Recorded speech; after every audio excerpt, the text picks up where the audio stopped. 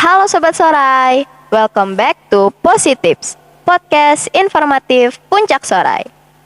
Gimana nih kabar Sobat Sorai semua? Semoga selalu dalam keadaan baik ya. 2023 sudah berjalan setengah tahun. Semoga goal satu tujuan kalian satu-satu sudah mulai tercapai.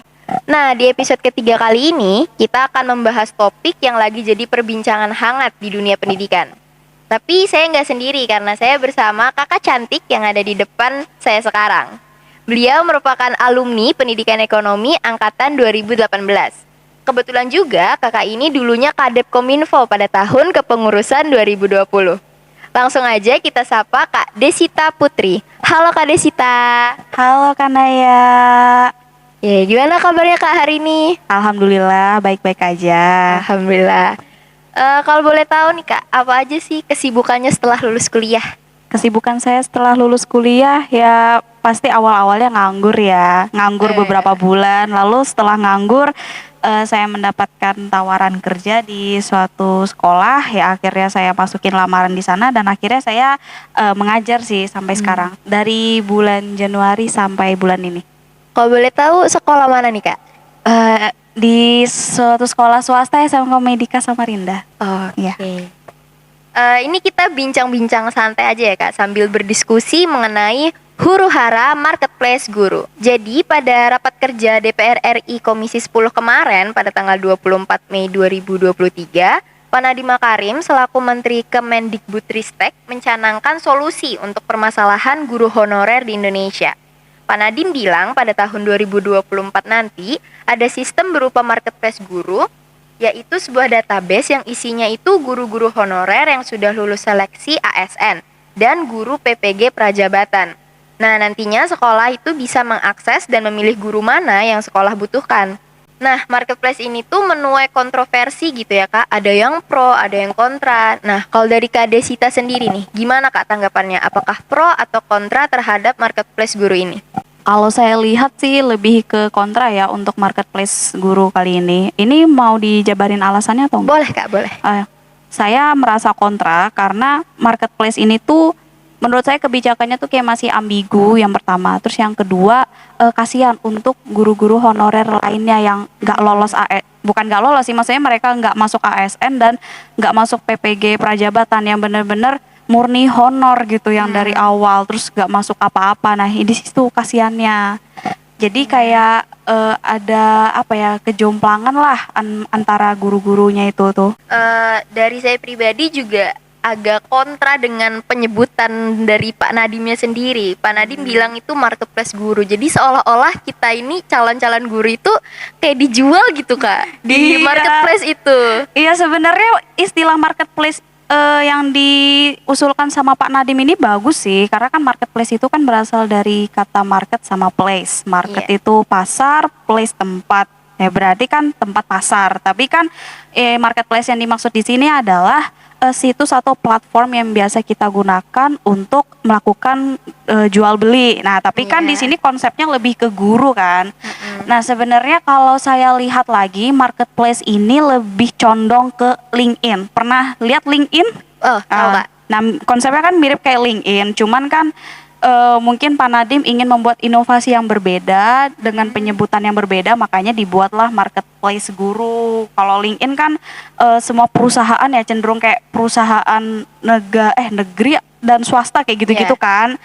Nah tapi kalau yang marketplace guru khusus untuk guru, mungkin maksudnya seperti itu ya kalau saya lihat. Ini juga dengan adanya marketplace guru itu menurut kakak lebih banyak untungnya atau ruginya sih Kak?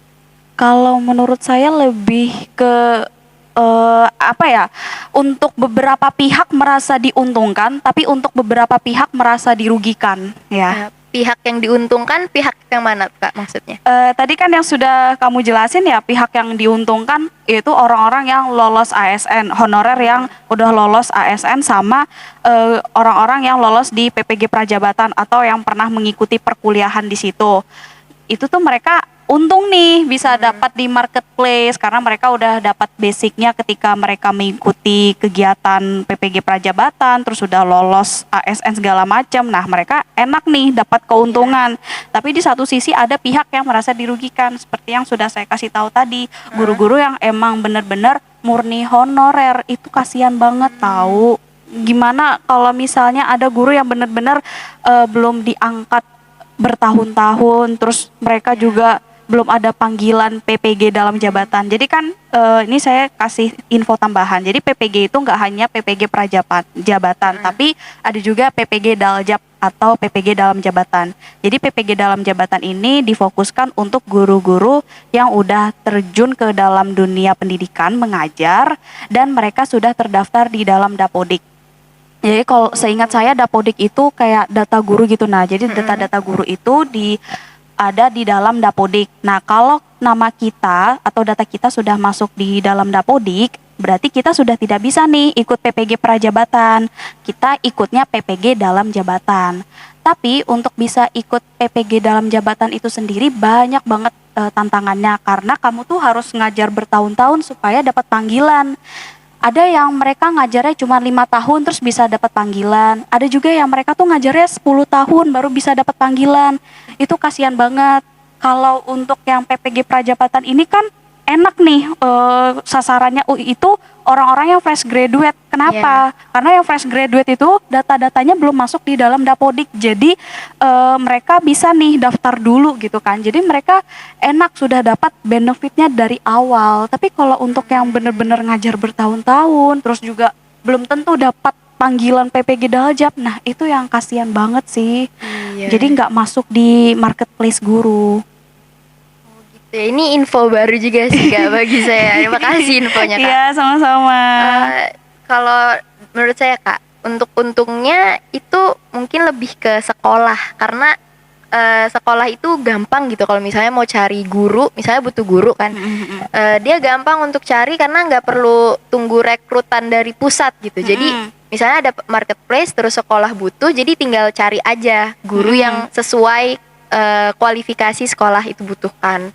Mungkin kalau menurut saya untungnya ada di situ, tapi kalau ruginya ya itu tadi guru-guru yang udah Kakak sebutin, terus juga guru yang akhirnya tidak terpilih, jadi nggak dipilih gitu sama sekolah manapun. Terus juga kalau sekolahnya yang di pelosok gitu kan butuh jaringan dan segala macam yang susah akses untuk database-nya itu. Kita lanjut lagi ya Kak ya. Oke. Menurut Kakak resiko apa sih yang akan terjadi kalau misalnya sistem ini jadi diterapkan? Resiko apa yang akan terjadi kalau sistem ini diterapkan? Ya kejomplangan tadi yang saya kasih tahu. Ya kasihan guru-guru yang belum naik ASN atau yang mereka tuh belum dapat PPG dalam sama sekali gitu. Entah itu PPG dalam jabatan atau PPG prajabatan gitu kan. Itu kasihan. Resikonya itu saya sendiri juga belum mendapat gambaran ya kira-kira kebijakan ini kalau dijalankan tuh akan seperti apa sih? Karena kan apa ya, kebijakan untuk guru sendiri tuh suka berubah-ubah gitu loh. Iya bener Kak. Yang awalnya PNS guru nih, terus tiba-tiba diganti jadi P3K. Iya. Terus P3K ini tiba-tiba ada lagi marketplace. Jadi saya sendiri juga masih mengawang-awang gitu. Resikonya tuh seperti apa lagi? Karena kan kebijakannya juga masih setengah-setengah ya informasinya. Belum masih baru valid. Rencana. Rencana kan baru mau dijalanin tahun 2024. Nah, mungkin resikonya ya yang tadi itu yang udah kita bahas sama-sama tentang guru-guru yang terkesan tidak mendapatkan keadilan untuk beberapa pihak, tapi beberapa pihak lagi itu tuh merasa dapat untung nih gitu. Terus juga resikonya bisa itu nggak sih Kak, kayak ada nepotisme orang dalam yang kenal kepala sekolah, terus aku mau di situ calling aja kepala sekolahnya gitu kan, kayak masuk deh dapat kerja betul, gitu kan Kak. Bener itu bayangkan kalau misalnya nih kita udah buka marketplace terus kita tahu nih ternyata teman kita mau jadi guru, jadi kita bagus-bagusin, kita kasih rating apa banyak-banyak, ini gurunya bagus banget, gurunya keren segala macam. Bayangkan kalau misalnya sekolah tersebut udah nggak suka nih sama nih guru, terus dikasih ulasan yang jelek-jelek. Jadi nanti kalau misalnya nih guru mau daftar ke tempat lain, misalnya nih guru tiba-tiba pindah lokasi kan, terus dia mengubah datanya sesuai dengan lokasi mengajar, terus dilihat sama sekolah, loh kok sekolah sebelumnya kasih ratingnya jelek banget, nah itu kasihan. Iya, kayak gitu. Kayak jadinya beneran the power of orang dalam itu real. Iya, Kalau itu. misalnya marketplace ini tuh beneran ada gitu. Iya, betul betul betul.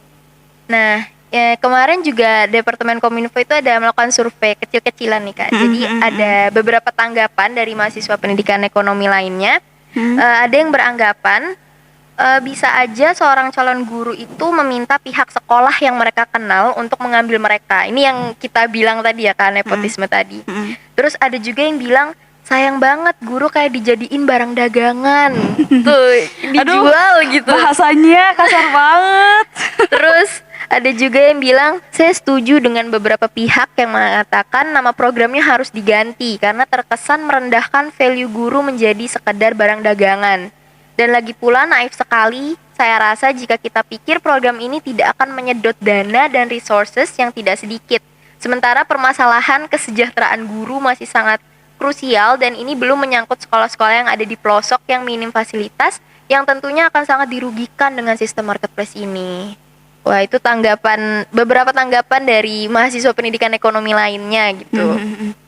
Saya setuju juga sih dengan tanggapan-tanggapan yang sudah dikasih sama mahasiswa pendidikan ekonomi ya, terkhusus yang bagian fasilitas, karena masalah krusial kita tuh di fasilitas sama pembangunan. Contoh, kita lihat ada beberapa daerah yang dari segi bangunan aja masih kurang, fasilitasnya nggak mendukung. Ada yang di perkotaan udah ada komputer, tapi di pedesaan belum tentu ada.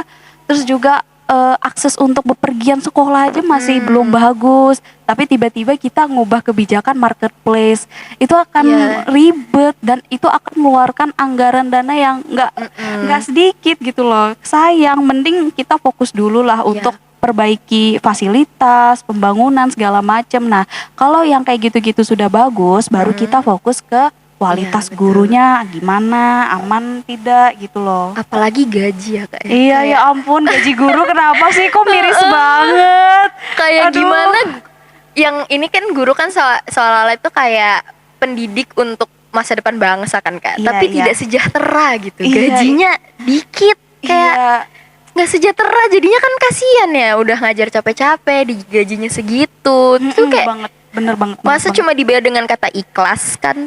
Enggak. Kita harus bergantung dengan quotes guru pahlawan tanpa tanda jasa. Aduh. Tapi ya enggak gitu juga kali ya. Ya tetap perlu sejahtera gitu. Guru harus dibayar dengan layak sesuai dengan kemampuan dan effort yang dikeluarkan guru itu tadi. Iya, betul. Itu tadi bincang-bincang yang sangat seru banget Kak. Tapi sayang banget kita udah di penghujung episode. Sebelumnya dari Kak Desita ada lagi yang mau disampaikan Kak mengenai tema podcast kita pada hari ini? Apa yang mau saya sampaikan ya? Lebih ke pesan aja sih untuk mahasiswa prodi pendidikan ekonomi. Jadi saya yakin pasti mahasiswa prodi pendidikan ekonomi itu tidak seutuhnya ingin menjadi seorang guru, ya kan?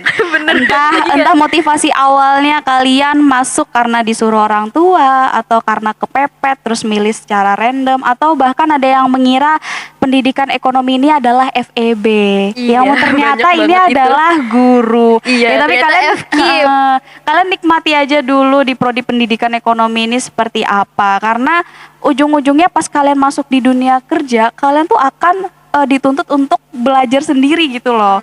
Meskipun nggak sama persis kayak di perkuliahan gitu kan, nggak linear. Oh, dari prodi pendidikan ekonomi tiba-tiba kerja di tambang. Tapi kan seenggaknya kalian itu tuh sudah terlatih untuk belajar secara mandiri. Itu dilatihnya ketika kalian di kuliah. Di kuliah itu kalian apa sih udah belajar secara mandiri, itu terlihat ketika kalian kerja kelompok, kalian cari buku, kalian cari ilmu kemana-mana, kalian cari jurnal segala macam. Itu artinya kalian sebenarnya udah menerapkan pembelajaran secara mandiri, dan itu harapannya akan terlatih ketika kalian terjun di dunia kerja. Kalian sudah bisa belajar secara mandiri begitu. Jadi kalian jangan merasa sedih salah jurusan, ya nggak masalah sih mau salah jurusan atau enggak. Yang penting kedepannya kalian bisa beradaptasi atau belajar hal-hal baru karena di luar sana banyak banget hal-hal yang tak terduga seperti itu. Tuh guys ya, untuk sobat suara nih, take a note tadi kata-katanya Kak Desita dan semangat kuliahnya. Jangan jadi beban kelompok, jangan jadi beban untuk diri sendiri. Iya, betul, Belajar betul. dengan benar ya guys ya. Oke. Semoga kalau sistem ini nih Kak, Marketplace Guru jadi diterapkan beneran bisa mengatasi masalah guru honorer dan tidak menimbulkan masalah lainnya gitu. Saya ucapkan terima kasih banyak kepada Kak Desita yang sudah menjadi teman bicara saya, sudah meluangkan waktunya hari ini. Semoga sehat selalu Kak dan dilancarkan urusannya. Iya, sama-sama. Terima kasih ya atas dukungannya tadi. Oke. Baik, sebelum saya tutup, jangan lupa untuk dengerin 2 episode sebelumnya dari Positives dan follow Spotify Hima Prospek, follow juga Instagram Hima Prospek dan Facebook Hima Prospek FKIP Unmul, serta subscribe YouTube Hima Prospek. Thanks for listening and see you on the next episode. Bye-bye. Bye.